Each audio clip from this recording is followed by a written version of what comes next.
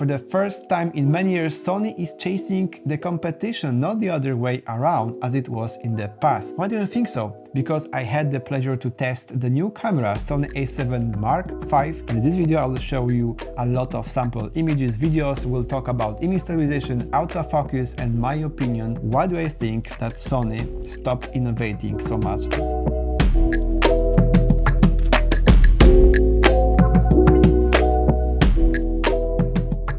My name is Chris Bassel. I'm working as a professional journalist for over 15 years so far. I've been working for the biggest media companies in Poland, covering mostly cameras but also tech in general. And now I'm growing my own YouTube channel, so I kindly ask you to leave me thumbs up, to subscribe to this channel if you like it, and share with your friends. So we'll start with a general idea of this camera and its price, because it's super important, and then we'll go into details of the build quality, what is outside, and details what is inside into this camera, all those aspects that are important for modern content creators, photographers and filmmakers. When it comes to price, you can see it on the screen now. It's very similar to the price of Canon R6 Mark III, at least in Poland where I live, and I'm curious about the price in different countries, so you can leave the comment down below and share the price in your country. In Poland, the price is around 150 euros less than it was when in the day of release of Sony A7 Mark IV. So basically it's cheaper for better gear, which I really like. When I grabbed this camera in my hands for the very first time, I didn't know anything about it, and to be honest, I didn't feel any difference. The build quality, the general construction, grip, everything is really almost the same as A7 Mark IV, and also similar to all the Sony current lineup cameras, for example A7R5. But when I looked closer to the camera, I learned that there are several changes that are quite important. First of all, Sony A7 Mark V has a completely new screen, and that's a very good news because the previous one was terrible. The new screen has a resolution of more than 2 million dots. It's 3.2 inches, so it's quite big, and also you can not only rotate it to record yourself like myself now, but also you can tilt it in a different way. So basically you can move it in 4 directions, so that's the best option we can get currently in the market. Very universal, good quality screen for both photo and video, and I really like this change. The previous one was really terrible. Second change when it comes to the outside of the camera is that Sony A7 Mark V has 2 USB-C ports instead of 1. The first one should be used to transfer data. For example, when you're streaming, you can connect the camera and stream 4K 30p, and the second one can be used for charging, so very good update. Besides that, you have 2 mini jacks and full-size HDMI. And a third change, very minor change, is that the shutter release button is slightly in a different position, slightly more comfortable. The battery is exactly the same as it was before. However, because the camera uses a more energy efficient sensor and processors, it can last much longer. And now when it comes to making pictures and using a viewfinder, it's around 630 frames, which is 110 pictures more than A7 IV and 20 pictures more than A7 III. And when we use the LCD screen, it's 750 pictures. A7 IV had 580, and again A7 III was better because it had 710 frames. It also uses the same memory cards, which is one slot for SD card and second one is universal, like hybrid slot for CF Express or SD card. Viewfinder is also the same quality as it was in the previous model. It's okay, but again, I would expect after 4 years of waiting to put here something better, something higher quality. But it looks like Sony is keeping that for more expensive cameras, which I really don't like. In general, ergonomics of this camera is really good as it comes to the Sony cameras. I'm okay with it. I'm not the biggest fan of the ergonomics. I prefer Canon or Lumix, but this one is really nice. So if you are familiar with Sony cameras, you like it, you will definitely like this one as well. What I'm really lacking here is to have some kind of tally light in front of the camera, so like when I'm recording myself like now, I can see very directly that there's a red dot there and I can see that the camera is recording. That's a kind of a standard these days and I really regret that Sony didn't think about it.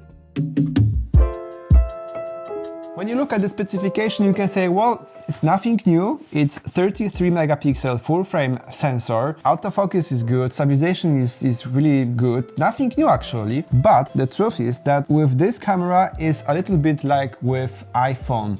Apple is releasing new iPhones every year, and every second generation is quite familiar to the previous generation. It's like an update. And you can think that this is make no sense because everything is the same. But when you take this iPhone into your hands and you compare it with your old one, it makes sense because it works faster, smoother, it has better quality, and basically the overall feel is much better. And when it comes to this Sony A7 Mark V, in my opinion, it's quite similar. Comfort of working with this camera is so much better than it comes to the previous one. I think that's a huge improvement. However, of course, the specification is not revolutionized. The main new part in Sony A7 Mark V is a full frame sensor Exmor R, which is partially stacked. It's a similar technology that you can find in Nikon Z6 III or Lumix S1 Mark II. It's basically helping to have a faster readout from the sensor and keeping the price of it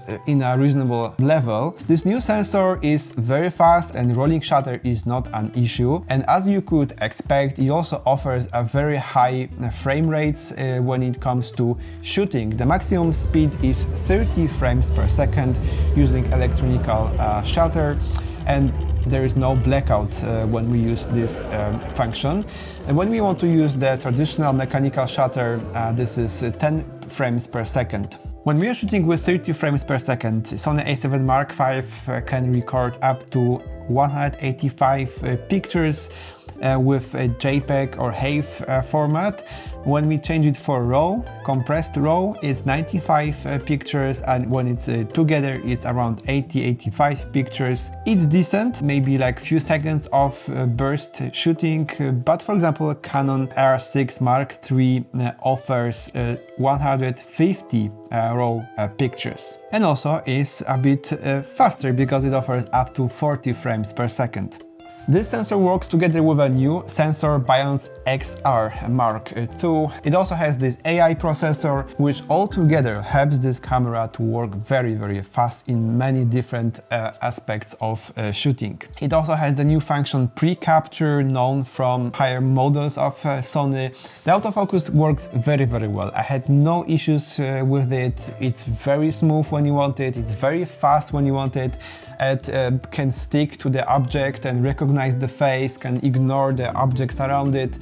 Really, that was a huge pleasure to work with this autofocus. It gives you such a stability and confidence that you don't have to worry about autofocus and recording or making pictures. In photo mode, it works very good. As you can see in the test, when I was making pictures of my friend running toward me and using 30 frames per second, the camera was 100% sharp in every single picture. I checked all of them, and that's super impressive, especially that we are talking about the camera that's somewhere in the middle of the lineup.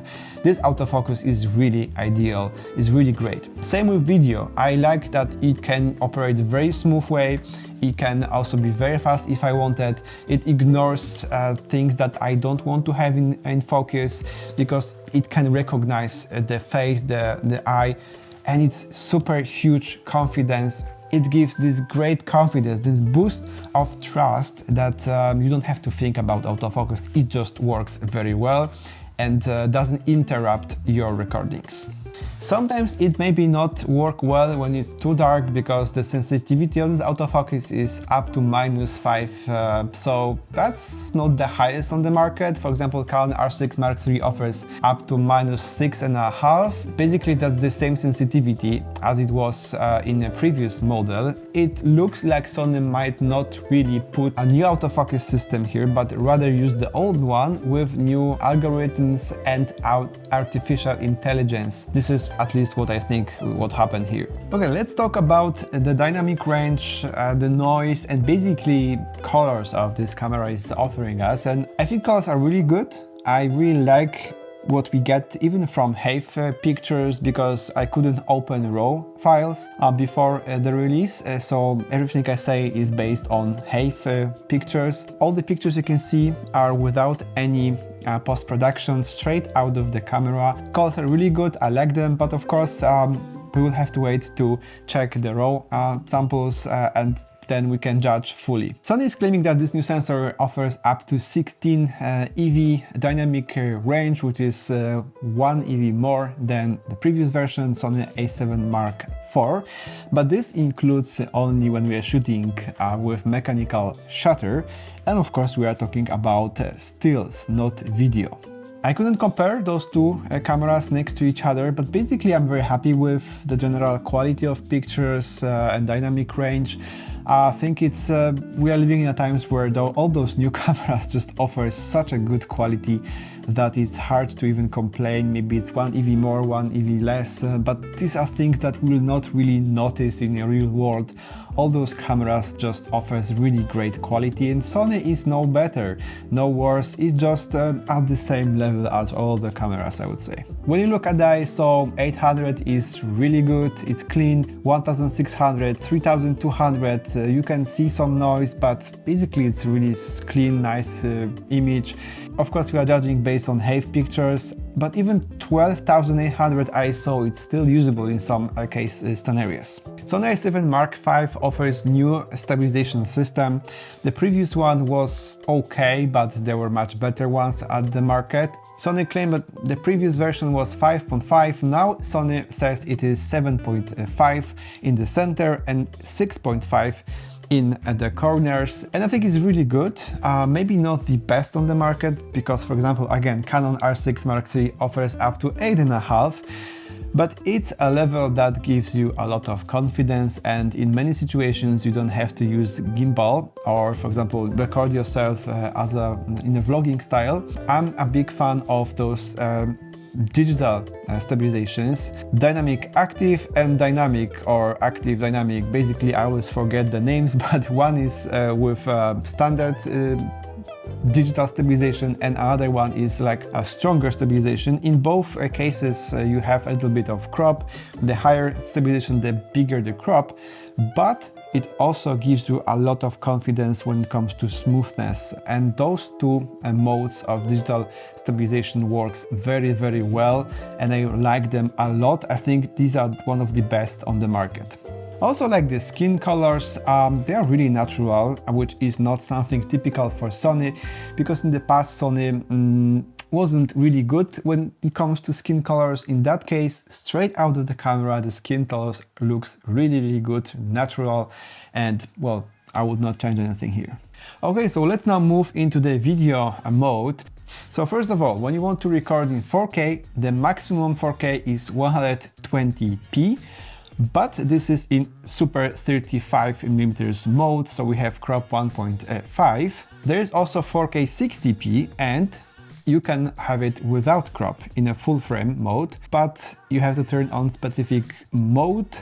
With this mode turned off, there is a 1.2 or 1.3 crop. I don't know what's the reason for that, why this function is even possible to turn off or on. What does it change besides the that it doesn't have the crop? Is it a worse quality, or I don't know, maybe less energy consumption? I don't know really what's the case in this situation. When it comes to Sony A7 IV, 4K 60 was only with Super 35 mode. But really, I really like the quality from all those modes. Even 4K 120p as something additional is really good. One thing that Sony is not telling us, at least didn't tell me in the official materials I get from them, is anything about the dual gain ISO. I had to check it myself. When it comes to 4K 30p, 800, it's very clean. When you go up 1600, 3200, you can clearly see that there's a lot more noise in the dark parts of the picture. ISO 6400, again, a lot of noise, but when you go to ISO 8000, it's clear. It's really clear and really nice. So in my opinion, those two circuits exist in this camera, and it is ISO 800 and ISO 8000. Again, I was not able to confirm that, so maybe after the release of this camera, YouTube will tell you something else. I don't know. I check it myself, and in my opinion, it's 100, it's 800 and 8000. Leave the comments below if you think it's something else. Also, when we are talking about the video, you need to know about how long this camera can record without overheating. Sony A7 Mark V can record 4K in like a normal 25-degree situation for basically the same time as the previous version, so around 90 minutes, and I think that's my test showed that this is true. The difference is when the temperature outside, or basically in the place where you record, is much higher. I was not able to test that because in Poland it's winter, so it's very cold.